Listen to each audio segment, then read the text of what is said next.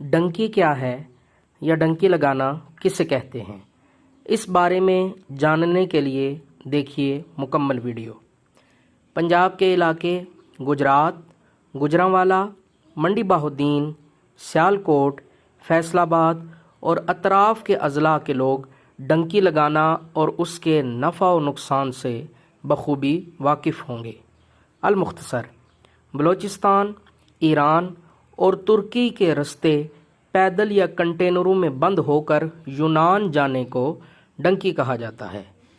اس کی تلخ حقیقت سے وہی لوگ واقف ہیں جو عہد رستے سے واپس آ جاتے ہیں یا بمشکل یونان پہنچنے میں کامیاب ہو جاتے ہیں۔ پنجاب میں نوجوان 10 سے 20 لاکھ روپے انسانی اسمگلروں کو دے کر اپنی موت کا سفر شروع کرتے ہیں۔ ان نوجوانوں کو پنجاب سے کراچی یا رحیم یار خان لایا جاتا ہے۔ یہاں سے ان کے اذیت ناک سفر کی کہانی شروع ہو جاتی ہے۔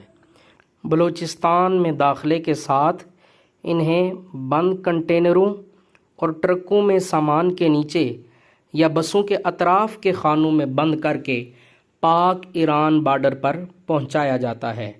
بارڈر پر ایجنٹوں کے کارندے ان کی جامع تلاشی لیتے ہیں اور کاغذ نام کی ایک چیز بھی ان کے پاس نہیں رہنے دیتے۔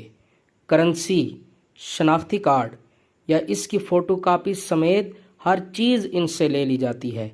یہی لوگ انہیں بارڈر پار کراتے ہیں، جس کے بعد پیدل یا چھوٹی گاڑیوں کے ذریعے ایران سے ترکی کے بارڈر پر پہنچایا جاتا ہے۔ اس کے بعد شروع ہوتا ہے موت کا سفر۔ بھوک کی شدت، پیاس کا زور، تو کبھی ایرانی فورسز کی نظر میں آنے پر بیشتر لوگ اس سفر میں مارے جاتے ہیں۔ خوش قسمتی سے جو لوگ بچ جاتے ہیں وہ ترکی پہنچ کر بند کنٹینروں کے ذریعے اگلے بارڈر پر پہنچائے جاتے ہیں۔ یہاں سے ایک اور اذیت ناک کہانی شروع ہوتی ہے۔ بچے ہوئے لوگوں کو ترکی کے علاقے ازمیر سے سمندر میں چھوٹی کشتیوں کے ذریعے آگے جانا ہوتا ہے۔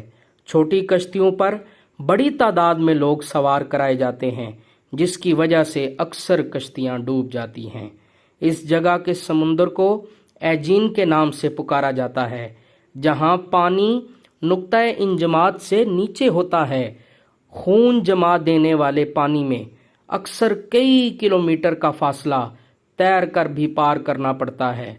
دونوں ملکوں کی فوجوں میں اگر کسی ایک کی نظر بھی ان پر پڑ جائے تو گولی کا نشانہ بن جاتے ہیں۔ اگر پانی اور گولی دونوں سے بچ گئے اور یونان کے کسی سرحدی قصبے میں پہنچنے میں کامیاب ہو گئے تو آگے پھر کنٹینر یا چھوٹی گاڑیوں میں بٹھا کر اوپر سامان لوڈ کر دیا جاتا ہے۔ اگر پھر بھی زندگی باقی رہی تو ایتھنز پہنچ پاتے ہیں۔ یہ ہے ڈنکی کا پورا عمل۔ اب اس سارے سفر میں موت کا چانس 99% ہے اور زندگی کا چانس صرف 1% ہے۔ گجرات، گوجرانوالا، سیالکوٹ اور اطراف کے دوسرے اضلاع سے تقریباً ہر سال کئی ہزار نوجوان اس راستے یورپ پہنچنے کی کوشش کرتے ہیں اور چند سو ہی یونان پہنچ پاتے ہیں۔ اب آپ سوچتے ہوں گے کہ اتنے بڑے پیمانے پر انسانی اسمگلنگ ہو رہی ہے تو ہمارے متعلقہ ادارے کیا کر رہے ہیں؟ تو جناب، عرض ہے، انسانی اسمگلنگ کے ایجنٹوں کا گھر گجرات کی تحصیل لالا موسیٰ ہے، جہاں سے یہ سارے نیٹ ورک آپریٹ کیے جا رہے ہیں۔ انسانی اسمگلر کھلے عام یہ کام کرتے ہیں۔ یہ ایجنٹ لوگوں کو یورپ کے سہانے خواب دکھاتے ہیں اور 10 سے 20 لاکھ تک کی رقم لے کر لوگوں کو موت کے منہ میں دھکیل دیتے ہیں۔ فرض کریں اگر حالیہ سانحہ یونان پیش نہ بھی آتا تو یہ لوگ ایران، ترکی یا یونان کے بارڈر پر گولیوں یا بھوک پیاس سے مارے جاتے، جن کا نہ کوئی واقعہ رپورٹ ہوتا اور نہ ہی کوئی کارروائی ہوتی، حتیٰ کہ ان لاشوں کو کفن تک میسر نہیں آتا، اور بعض اوقات ایسے لوگوں کی لاشیں ویرانوں میں چیل، کوے، گدھ اور دوسرے جانوروں کی خوراک بن جایا کرتی ہیں، کیونکہ وہاں سے لاشیں واپس آنے کا کوئی سوال ہی پیدا نہیں ہوتا، کیونکہ ان لوگوں کے پاس شناخت نام کی کوئی چیز ہی موجود نہیں ہوتی۔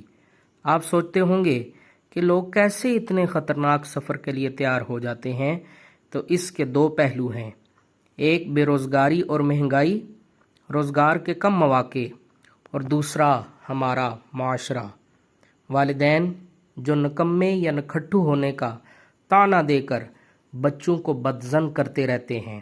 وہ ان کی حوصلہ افزائی یا کام کاج میں لگانے کے بجائے ملک سے باہر جانے پر مجبور کرتے رہتے ہیں۔ اور دوسرا، عزیز و اقارب بھی پوچھتے رہتے ہیں کہ کب باہر جا رہے ہو، باہر جاؤ گے یا کہیں ادھر کدھر ہی دھکے کھاتے رہو گے۔ اس طرح نوجوانوں کو خودکشی جیسے سفر پر مجبور کر دیا جاتا ہے۔ تو یاد رکھیے، جو رزق میرے مالک نے لکھ دیا ہے وہ مل کر رہے گا۔ اس تگ و دو میں خودکشی جیسا بھیانک راستہ اختیار کرنا ہرگز عقل مندی نہیں۔ زندگی میں ہر چیز کا رزق لیں، مگر زندگی کا کبھی رزق نہ لیں، کیونکہ ڈالر، یورو، پاؤنڈ، پیسہ، مکان، گاڑیاں، بینک بیلنس، ہر چیز دوسری بار مل سکتی ہے، لیکن زندگی دوبارہ نہیں مل سکتی۔ اپنا خیال رکھیے۔ آپ کا میزبان محمد بلال ظفر۔ خدا حافظ۔